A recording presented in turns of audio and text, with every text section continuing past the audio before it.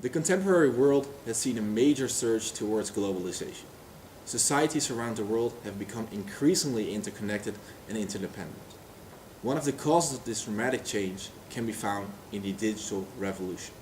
With the emergence of the internet, the boundaries of communication have almost completely vanished.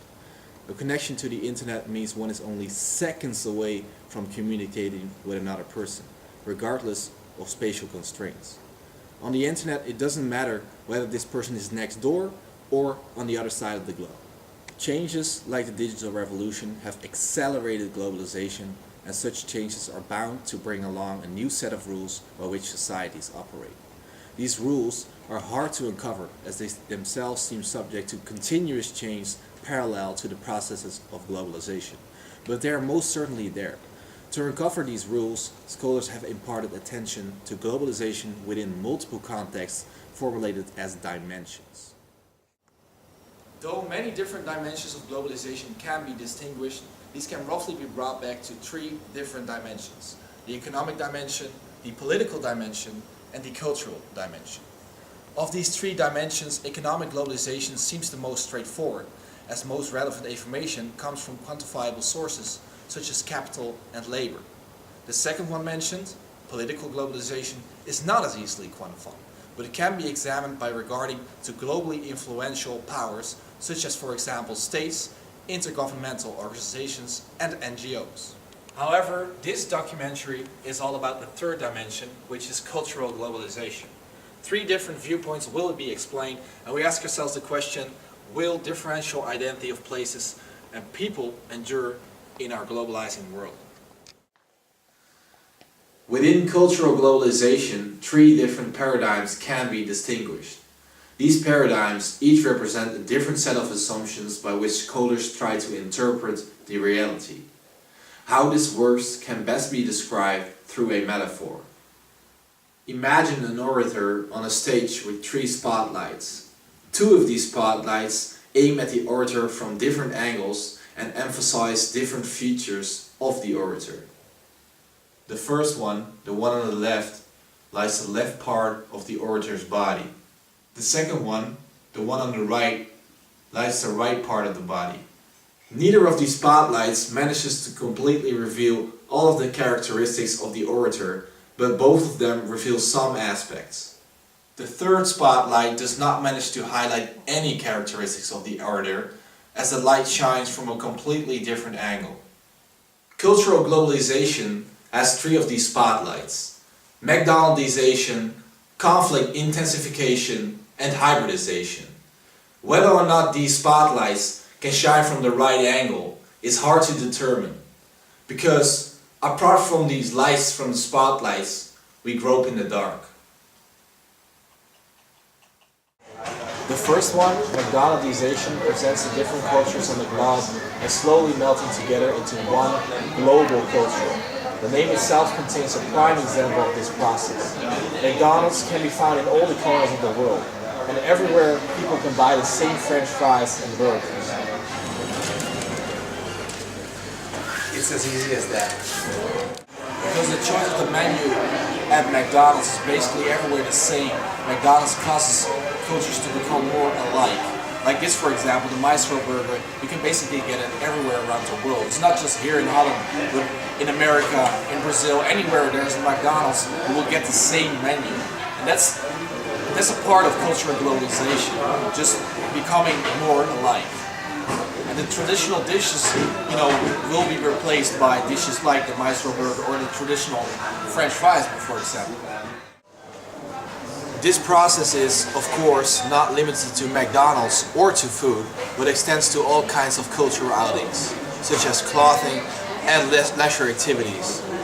Media outlets such as CNN, BBC News, and our own Dutch NOS can cause cultural homogenization too, by being the single central voice and message.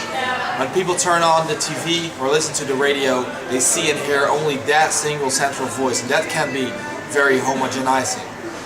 Also, internationally known brands cause cultural boundaries to slowly disappear. In the spotlight of McDonaldization, global culture is homogenizing. The second spotlight, the second paradigm, presents a radically different view. conflict intensification does not view globalization processes as cultures fusing together, but instead as driving them apart. Because of the increased interconnectedness caused by globalization, different cultures have been brought closer together. Because of this closer proximity, people feel more threatened by other cultures than before. To safeguard their own culture, many people choose to intensify their cultural practices. As a result, the differences between cultures are emphasized, as these practices represent a culturally unique community. People from different cultures choose to emphasize these differences to be able to define their own culture, to define who belongs to it, and to define who does not. As a result, members of some cultures will have more tense relations with members of other cultures. In the spotlight of conflict intensification, global culture is differentiating. The last spotlight, which is the paradigm of hybridization, offers a bit more of a nuanced view compared to the other two paradigms. The world's not simply becoming more homogenized or differentiated, it's more than that. Of course, with globalization, phenomena like culture, like music, like movies spread throughout the whole world, but that simply does not cover the whole story. Within hybridization, culture is seen as a more of a layered phenomenon. If you can imagine, you have two different layers, and on the surface it's basically daily culture, such as new clothing stores, for example. But beneath that, on the other layer, it's all about the more fundamental values held within culture, such as traditions and religion.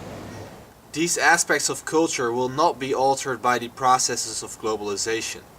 While people will adopt the global cultural outings, they will not let it change their own culture, which is rooted in history. Rather, the global cultural outings have to change to find a place within the established culture. In some cases, a global cultural outing is objectively the same, but is perceived differently in the different regions, because of differences in wealth and culture. While McDonald's is often considered as a cheap burger joint in Europe, it is regarded as a luxurious restaurant in some of the poorer regions of the world.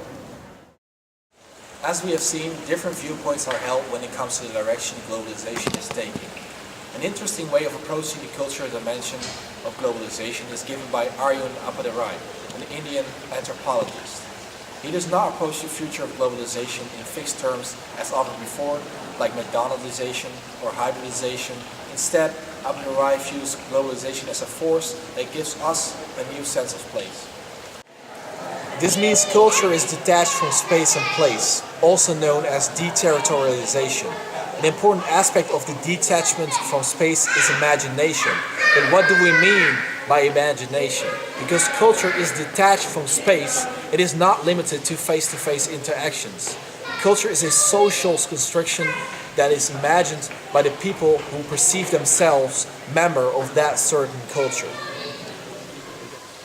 Media technologies have huge impact on the imagination. Nowadays, our understanding of ourselves and the world around us is no longer defined by the space, place, and time in which we live, but is formed by the imagination that is constantly invented and reinvented by the globe. This means people view themselves, their identity, and culture not only belonging to a single community bound to space, but to public spheres. The public spheres are global cultural flows. Appadurai calls these global cultural flows scapes. The scapes that exist in our world are the ethnoscape, the mediascape, the technoscape, and the ideoscape. It is not necessary to dive into these scapes per se, but it is important to recognize their form and structure. Those scapes are fluid, overlap each other, and constantly change in size and importance regarding where they are present. The imagination we talked about is very important here, because those scapes are not touchable but imagined. Take for example international marriages agencies. More than 5,000 women cross the US border every year to find a husband. This affects the ethnoscape, which stands for migration and transfer of culture.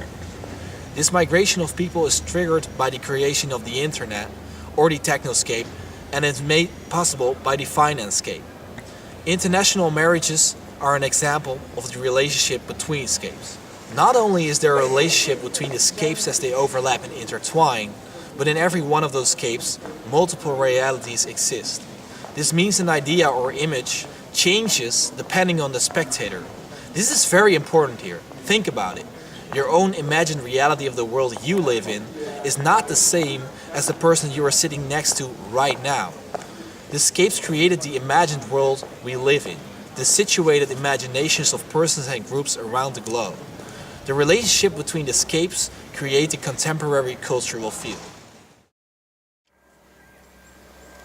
We believe globalization does not fit in a box labeled as homogenization or differentiation. Global and local processes are not separable, but instead reinforce each other in a dynamic way. In line with Appadurai, we think it is fruitful to look at globalization by not necessarily labeling processes and outcomes, but formulating an understanding of these processes and outcomes. It is more an abstract way of looking at the reality we live in. What does this mean for the cultural dimension of globalization we examined?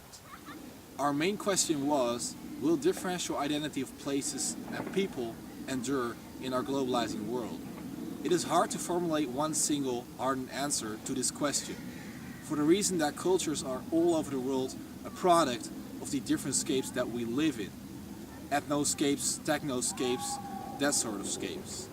Those scapes are not space related, but exist in our own imagination.